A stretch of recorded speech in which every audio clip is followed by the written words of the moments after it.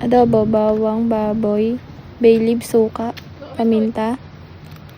Hiwain ng bawang, hatiin para mas mabilis, balatan.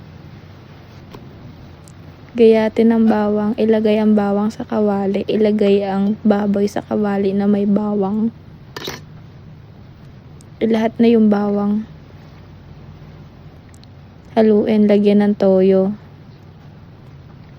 Haluin ulit. Huwag ka na gumamit ng gloves, madumi din naman kamay mo. Tapos lagay yung, ano na nangyari dyan? Wait nga lang, kumuha ka ng kawali, tapos lagay mo yung, yung baboy. Tapos yung minarinadan mo, sairin mo yun, kuha ka ng kaunting tubig, tapos ilagay mo na. Tapos pakuluan mo. Ayan,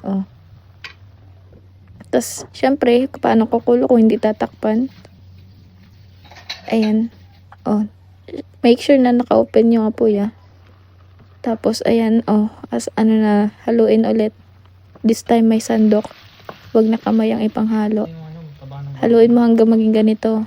Next nan, lalagyan mo ng sibuyas at bawang. Huwag ka na maglagay ng mantika. Kasi meron na yan Tagal maghalo. Sayang oras.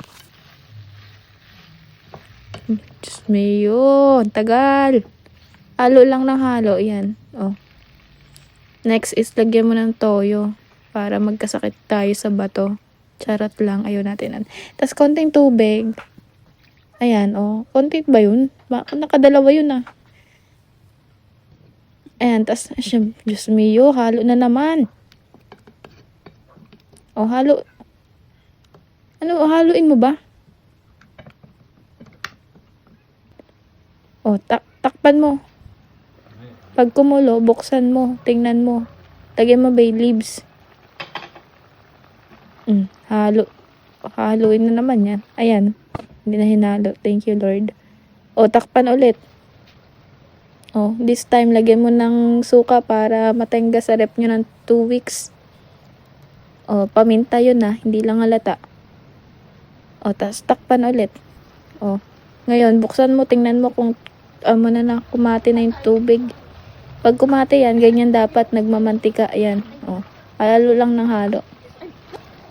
Ayan, tas takpan mo ulit. Halo ng halo. Pag halo ka ng halo sa adobo, ganyan kakalabasan. Dahil matapang tayo, maglagay tayo ng sili. Ayan na, tapos na. Bye!